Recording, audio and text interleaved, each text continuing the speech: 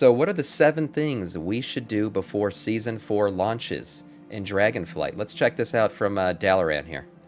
Hello guys, how's it going? My name is Dal, and just the other day, Dragonflight Season 4 release date has finally been announced. Mark your calendars because in 3 weeks we'll be getting the final season of this expansion before any of the War Within content.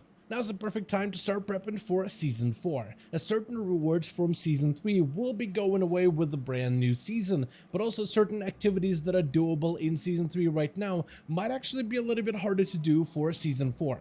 So this video is going to go over some of the things that you should start working on right now over the next few weeks in order to help you get your characters prepped before the new seasonal content. Get ready for Season 4. Which rewards are going to be removed or rotated out for the Dragonflight's final season, so you can obtain them now before they are permanently gone. But right before that, most of you guys watching these kind of update videos are still not subscribed. Ooh. However, the more of you remind, the more of you do. So let's keep it going. Subscribe to the channel and ring the bell if you're watching these videos anyway. Especially if you want to get more regular content regarding Dragonflight patch 10.26, 10.7, Season 4, or any of the future War Within updates. Yeah, my subscriber numbers are like 10%. I first want to start off by going over some of the rewards that are going away with Season 4, starting with Mythic Plus content. For M Plus Season 3, we have the Verdant Armoredon that you can still earn up until Season 4, where it's going to be replaced with another Armoredon model. It'll require you 2,000 points for M Plus dungeons in order to obtain the KSM achievement.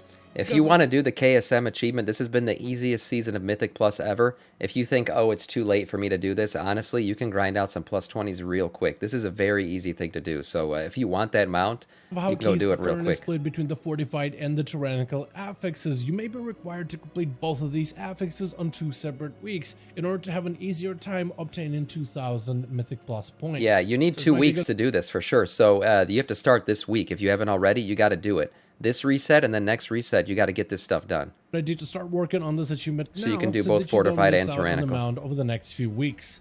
Mythic Plus dungeons also give you the hero achievements as well as rewards for each dungeon. By defeating each of these instances on a plus 20 key or higher, you unlock the portal reward, which allows you to portal straight to these instances, but also completing multiple plus 20 dungeons will help you get enough points to get closer to the 2,500 point achievement. I think I'm almost there. I think I'm 24 something right now. For the season. For those of you more interested in PvP content, we currently have the Vicious Mount, the Vicious Moonbeast, which will be rotating out for the next following season. You will still be able to go back and obtain the Vicious Moonbeast via the Vicious I think this PvP Vicious one is okay. Although those you can only start obtaining after you have unlocked the newest season's participation reward. Right now there's a little bit of a confusion behind the Elite Armor set. Normally with every new season, the Elite Armor set gets rotated out with the Elite Reskin. The Elite Armor sets look good. Available for the next following season.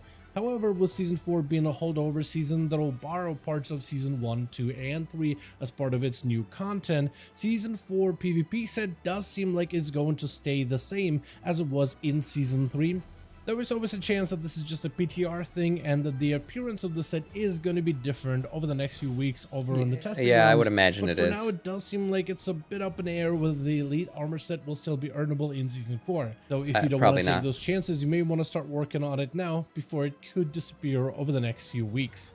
Finally, as far as PvP rewards are concerned, we have the Gladiator mount as well, which means these last 2 weeks is your last chance to push for Gladiator before Season 4 is finally. Gladiator mount's always badass, and you know what? I'm one of those guys who's okay with the fact that the Gladiator mount is only obtainable by people who achieve Gladiator. Even though I don't PvP and I will never get these mounts, to me, it's okay when some of the content, like a Gladiator mount, you know, it's not a you know, a power progression thing. It's just a physical, you know, looks cool thing. It's a cosmetic.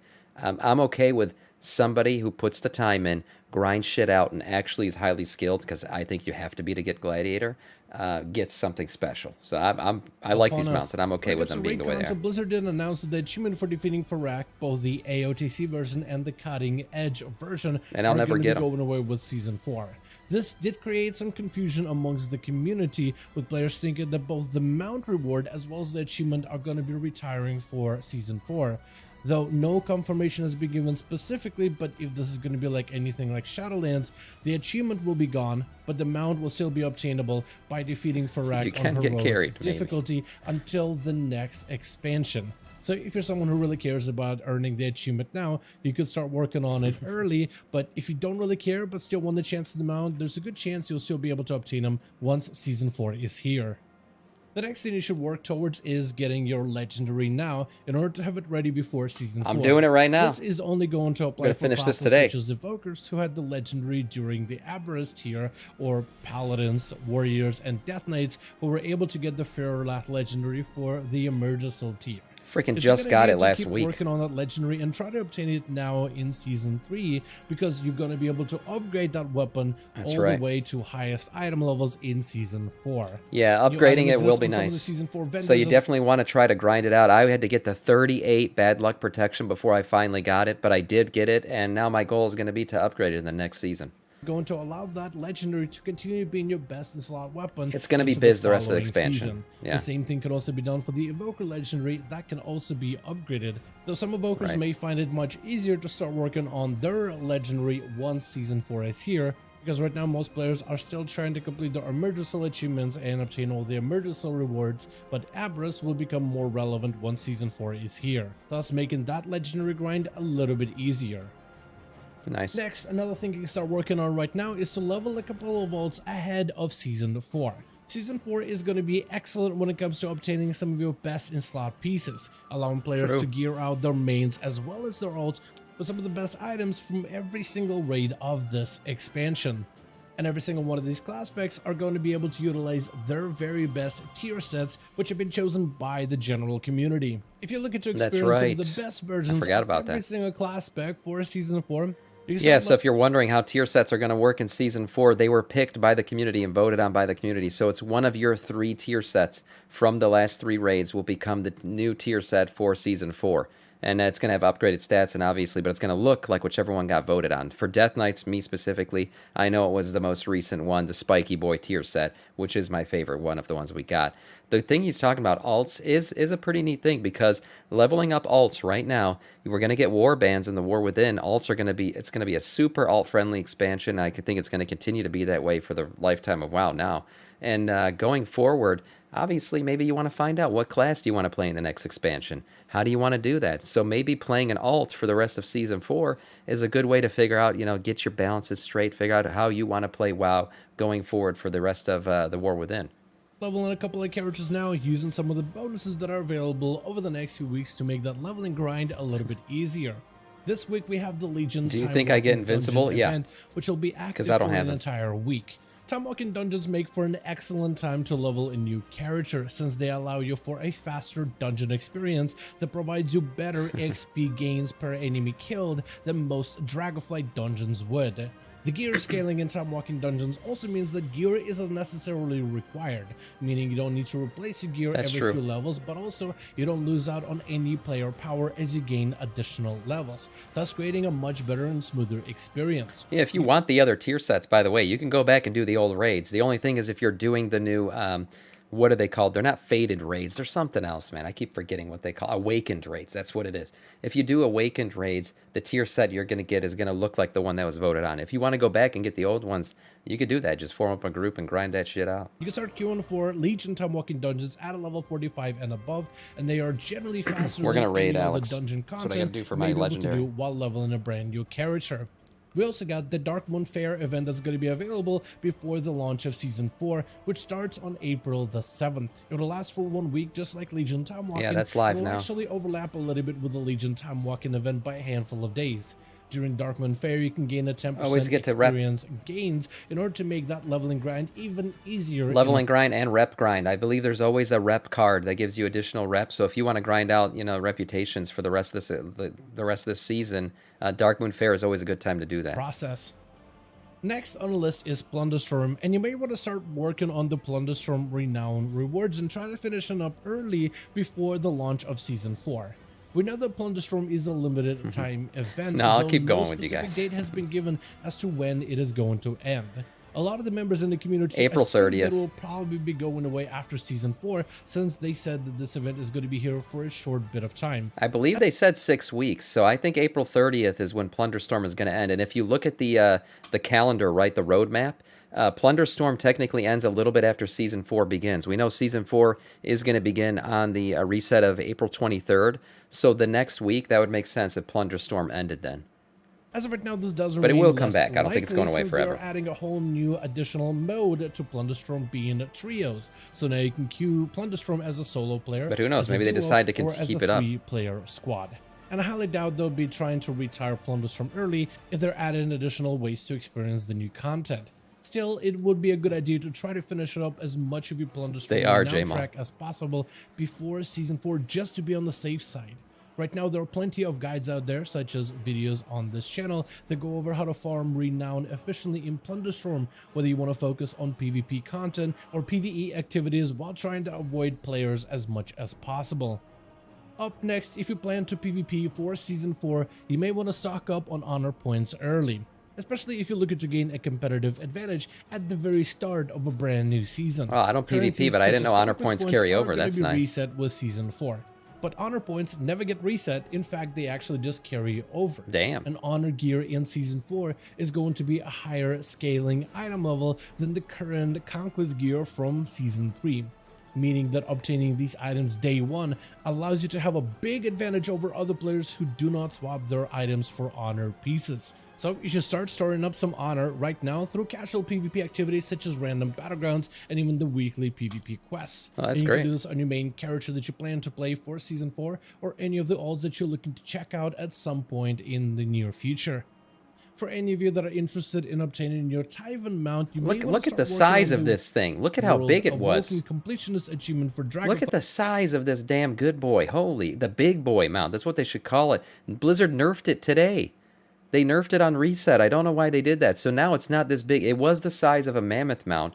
They reduced its size down to like what a saber mount is. You know, like a night saber size. I'm very sad about that because everyone knows bigger is better. And this was a giant boy, man.